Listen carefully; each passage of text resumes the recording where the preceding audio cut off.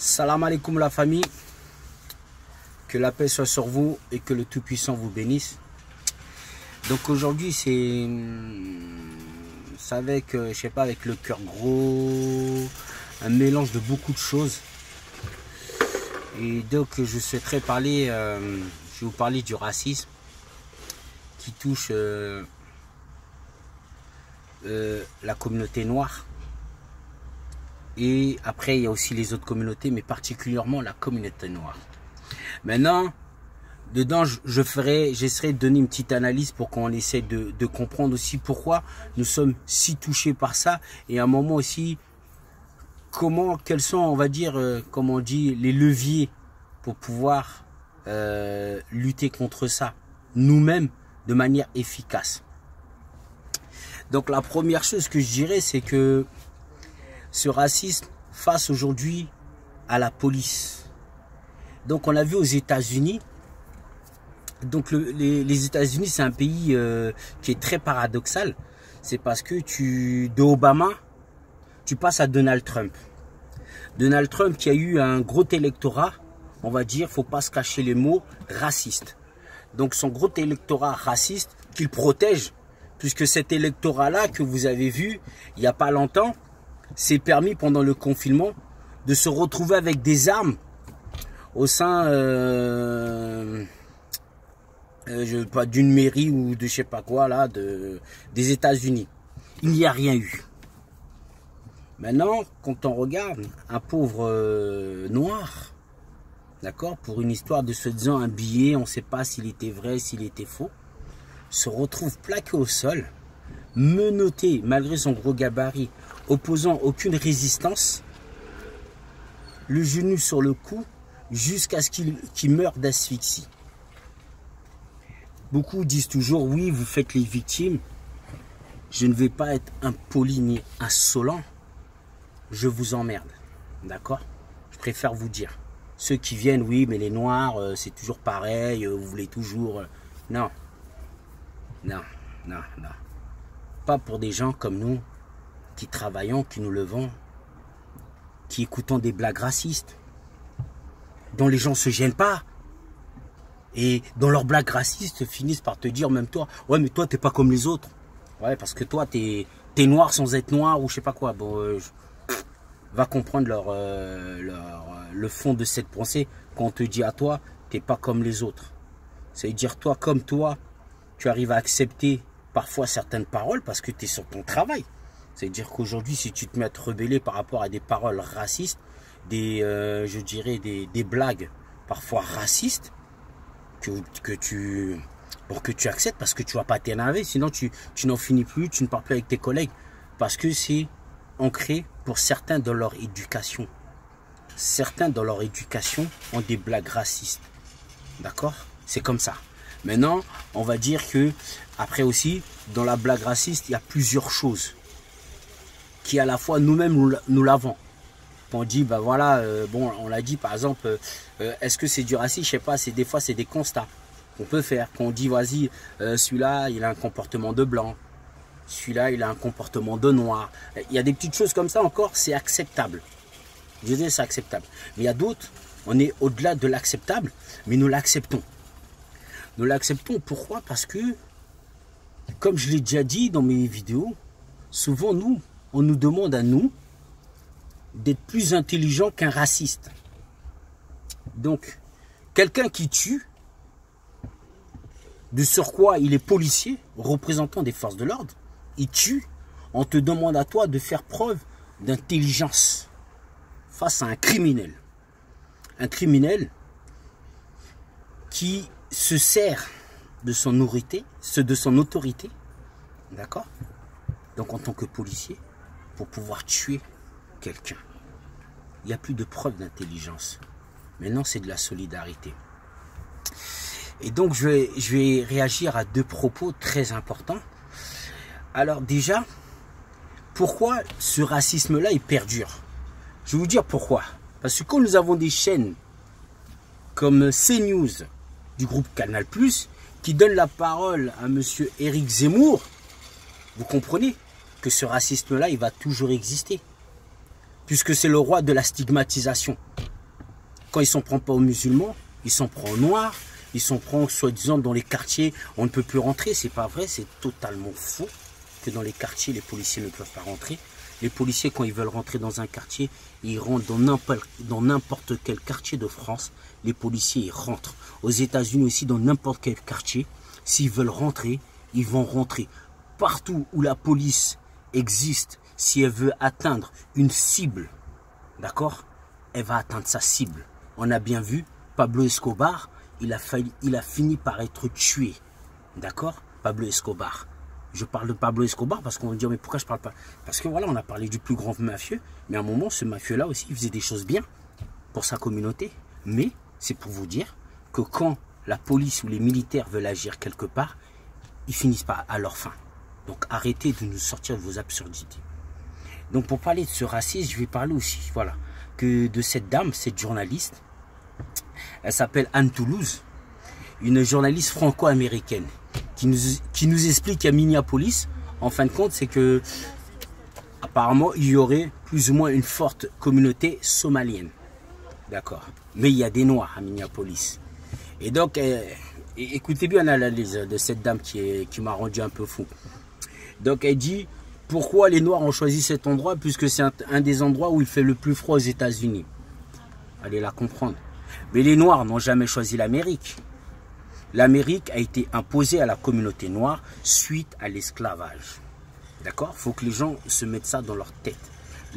L'Amérique, les États-Unis d'Amérique ont été imposés à la communauté noire suite à l'esclavage. Maintenant, les Américains sont aux États-Unis, ce sont des Américains à part entière. Et personne ne pourra leur enlever ça. Maintenant, pourquoi je vous dis c'est un pays paradoxal, c'est que on a un millionnaire noir, un milliardaire noir, un homme qui est une légende dans le monde que j'ai déjà cité, Michael Jordan, mais ce qui n'empêche pas les policiers de tuer les gens, d'oublier, d'omettre ça, donc de vivre toujours avec ce racisme.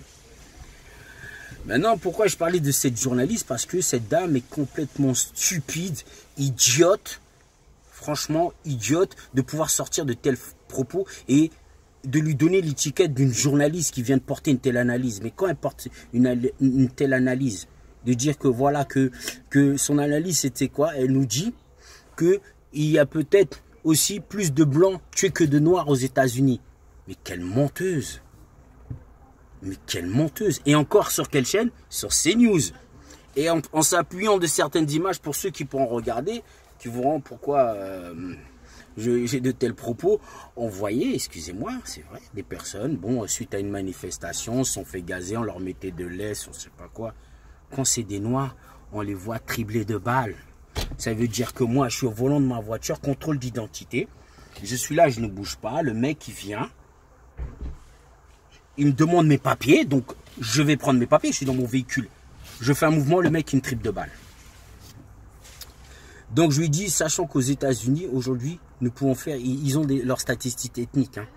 Ils peuvent te dire exactement combien de noirs ont été tués et combien de blancs sont tués. Donc ça, cette dame pourra le donner pour qu'elle ne vienne pas nous raconter que de la merde.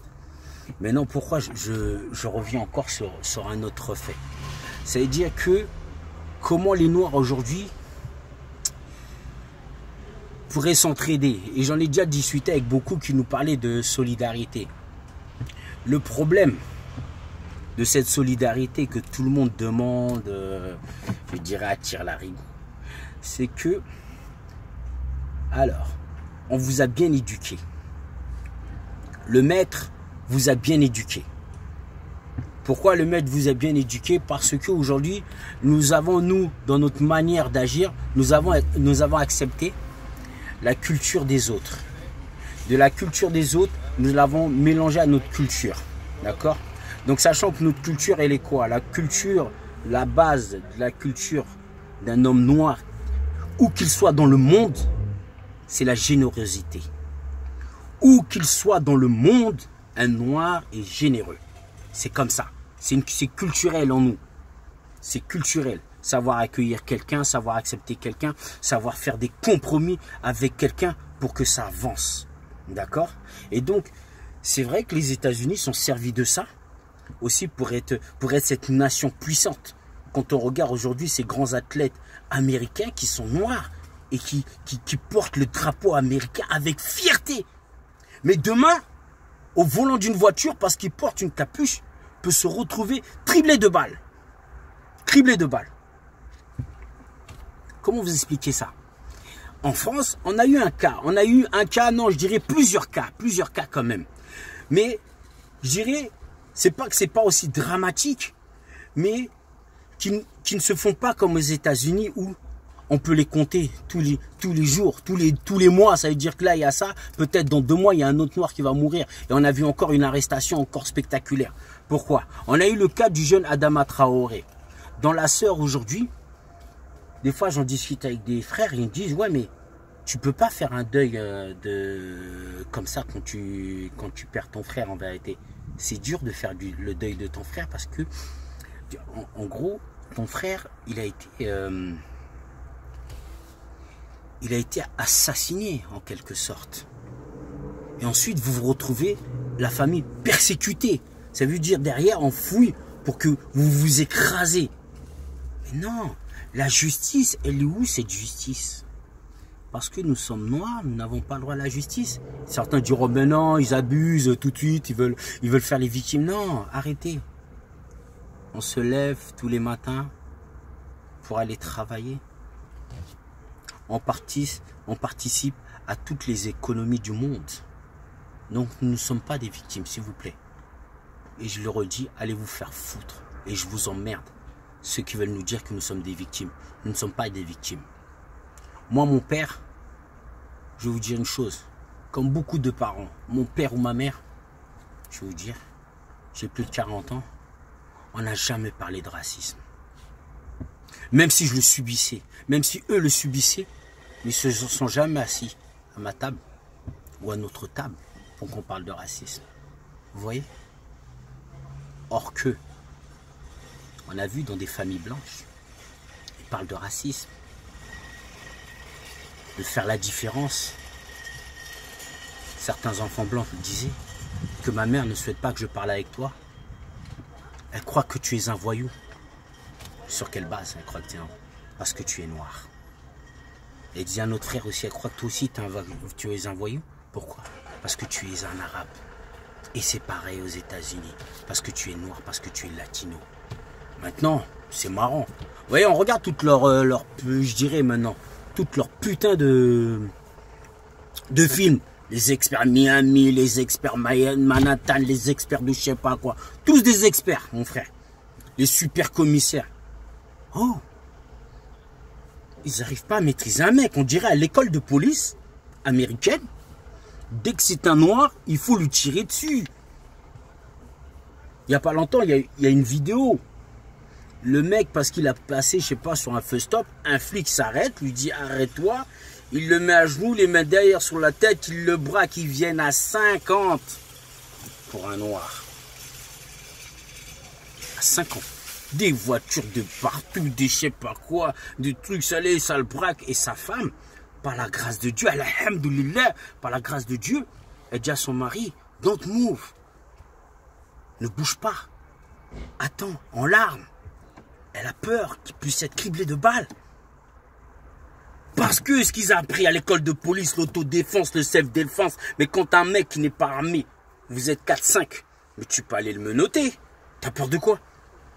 Vous avez peur de quoi? Vous avez pas de couilles ou quoi? Donc, c'est dire ces policiers-là, en vérité, ils n'ont pas de couilles. Pourquoi faire l'école de police? Donc c'est faire l'école de tir, et pas faire de self-défense, tu vois ce que je veux dire? Parce qu'ils nous font leur super série, tac, clé, truc. Or c'est que de la merde. Parce que face à un homme noir, ils brandissent une arme. Au moindre mouvement, il est criblé de balles. Oh, j'ai cru qu'il allait sortir quelque chose. Non, il allait juste sortir sa pièce d'identité, mec. Tu lui as demandé la pièce d'identité, il la sort. Non, tu le tires dessus. Donc c'est pour ça, on s'interroge. Et Donald Trump, ah, pauvre Américain. Je dirais même pauvre Américain blanc. Oui, nous Nous, oui, je me mets à la place parce que je suis noir. Si je serais aux États-Unis, je serais pareil. J'aurais peur d'être dehors. Comme on chantait déjà à l'époque avec un frère qui disait, il y avait une chanson qui disait « J'ai peur quand je vais dehors, car il est possible que je reçoive la balle de la mort. J'ai peur quand je vais dehors. » Et donc, et ça, quand je vous parle de ça, on le chantait déjà il y a, franchement, il y a plus de 20 ans. Il y a plus de 20 ans qu'on chantait ça. Et aux États-Unis, c'est encore le cas. Donc le pays de tous les paradoxes. Donc maintenant, comment tous les Noirs peuvent-ils être solidaires? J'en profite déjà pour toutes ces véritables personnalités qui se sont levées pour dénoncer ça. Par contre, il y en a très peu en France. Très peu en France qui se lèvent. On ne vous voit pas. Ah ouais, les artistes, ouais, on vous voit pas, on n'entend pas. J'entends pas les mecs. Faites des vidéos les mecs. Faites des vidéos pour contester ça.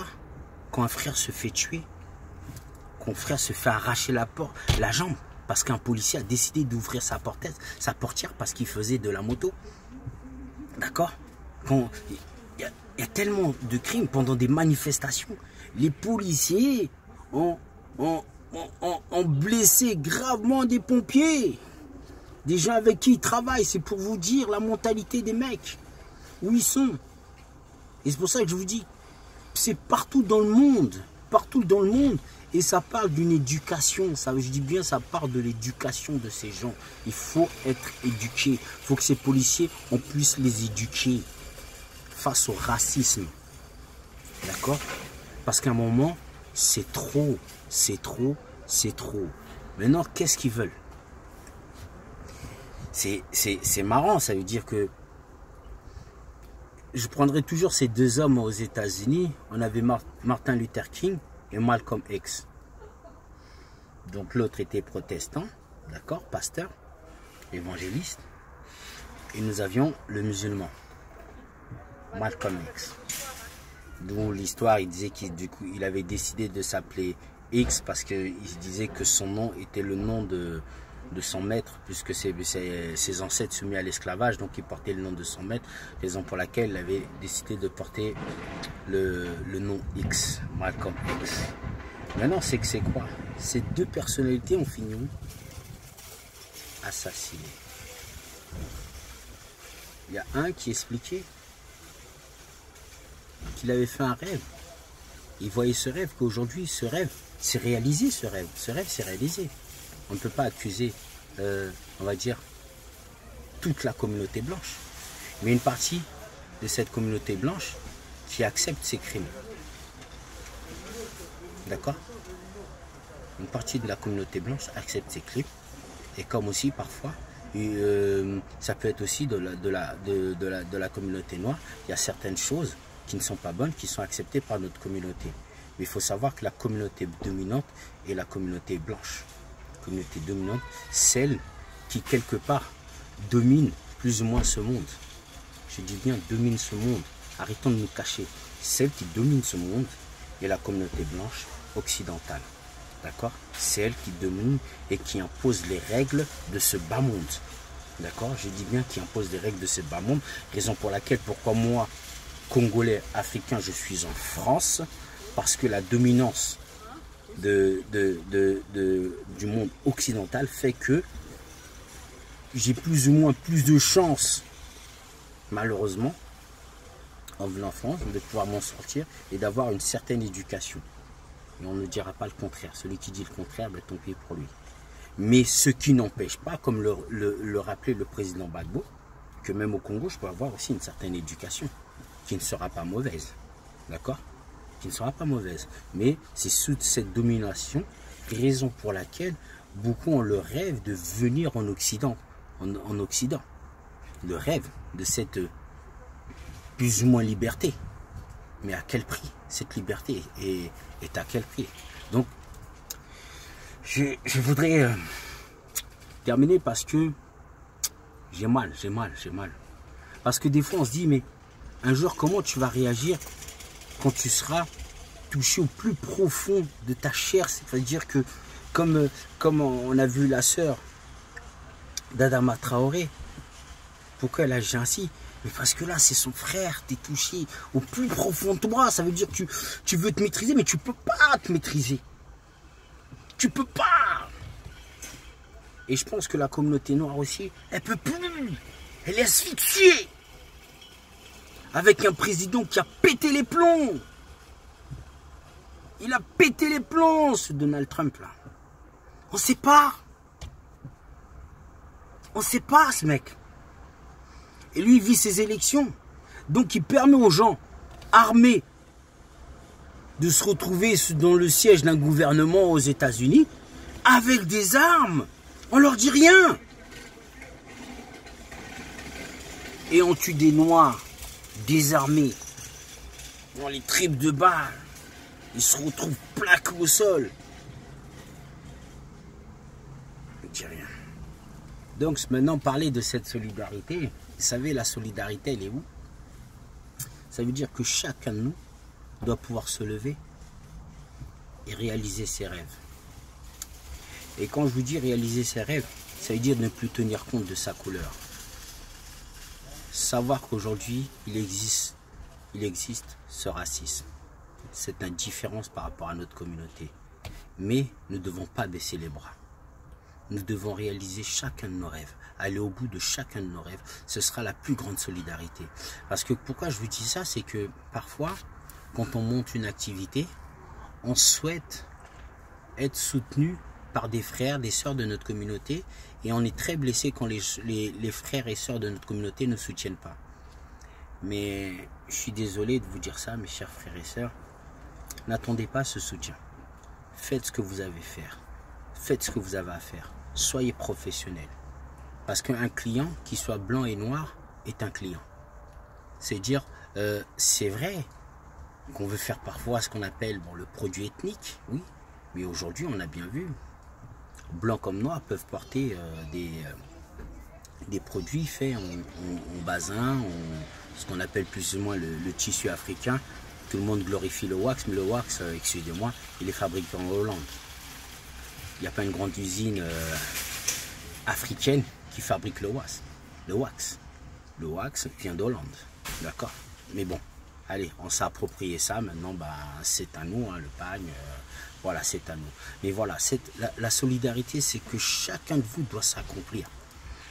Maintenant, ce que je dirais pour nos personnalités, sportifs, acteurs, rappeurs, tout ce que vous voulez, il est temps de réfléchir. Chacun de vous, de savoir comment porter un message le plus positif et faire en sorte que d'autres viennent vous accompagner. Parce que malheureusement, je le dirai pourquoi il n'y a pas de solidarité, c'est qu'encore, et oui, vous êtes dans la politique du pionnier. La politique du pionnier, c'est quoi? C'est que le premier arrivé ne laissera pas arriver les autres. Noirs, arabes, tout ce que vous voulez. Ils vous ont tous inculqué ça. Et on le vit surtout en France. On le voit. Pourquoi? Surtout en France, et pour pas dire, surtout chez les francophones. Lorsqu'un frère arrive en haut de l'étage, il bloque l'ascenseur. Il bloque l'ascenseur. Il dit, bon, maintenant je suis arrivé, les autres, attendez le prochain. Mais tu as bloqué l'ascenseur, mec. Comment on va prendre le prochain? Vous bloquez l'ascenseur. Parce que vous avez du mal à vous donner. On regarde aujourd'hui. Sportif en France. Est-ce que vous connaissez une grande agence d'agents de joueurs? De football ou autre? Dirigée par des personnes issues de la diversité, pour ne pas dire noir? Non. Tous font leur petit truc. Pourquoi je vous dis ça? Parce que je suis dans le métier. Et quand tu les appelles, ça te rappe contre du charabia. Beaucoup, on dirait que tu parles français, mais à la fin, ils parlent chinois, les mecs. Parce que ils veulent pas permettre cette véritable ascension. C'est pour ça qu'aujourd'hui, on est dans une telle discorde. C'est qu'aujourd'hui, les gens osent même plus parler. Osent même plus parler. Même faire un geste. pour sa communauté. Quand je dis sa communauté, pour se faire un geste pour les gens dont tu es issu, à dire des quartiers dont tu viens. Des fois, on en voit peu. Donc c'est pour ça que la solidarité, les frères, je suis désolé de vous dire ça. Moi, je fais des choses, je vous jure, je n'attends plus. Je n'attends plus. J'ai fait des choses pour ma communauté et j'en ferai encore, mais je n'attends plus. L'histoire de solidarité, oh frère, laissez tomber. Vous allez vous mordre les doigts. Maintenant, c'est que c'est vrai. C'est que dans la douleur, on est toujours solidaire.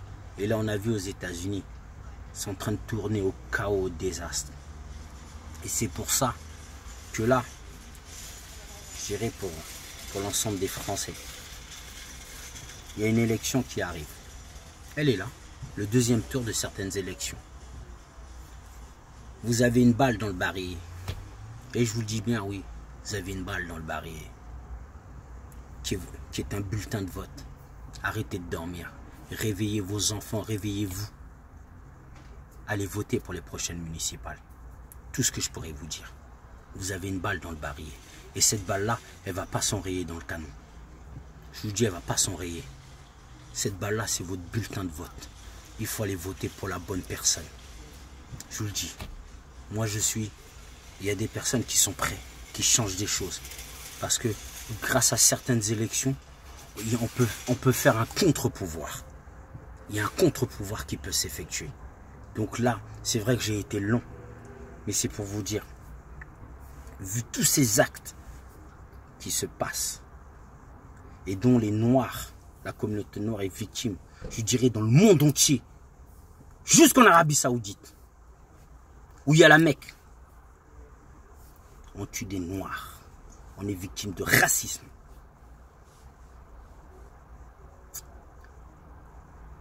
Solidarité. Chacun de vous accomplissez vos rêves. Accomplissez vos rêves, menez-les jusqu'au bout. N'écoutez pas le voisin. Même le frère, parfois le père. Parce que il a été éduqué avec la mentalité de l'esclave.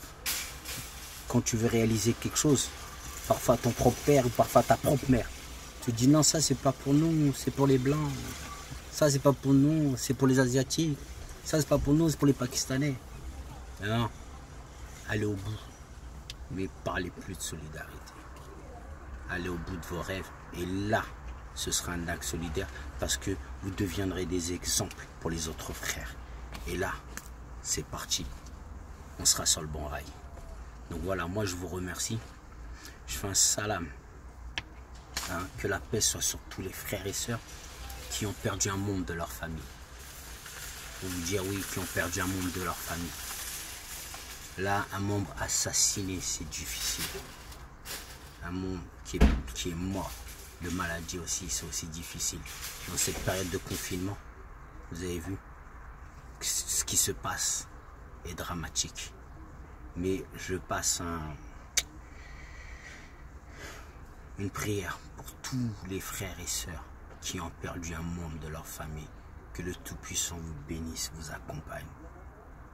Et que la terre soit douce et légère pour tous ces frères et sœurs, mères, tantes, oncles qui nous ont quittés.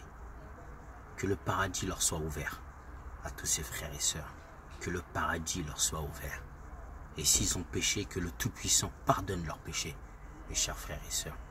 Donc, moi je vous dis à très bientôt, mais ne cherchez plus la solidarité. Allez au bout de vos rêves. Et là, ce sera le meilleur acte solidaire, car vous serez des véritables exemples pour votre communauté. Salam alaikum, que le Tout-Puissant vous bénisse et que la paix soit sur vous.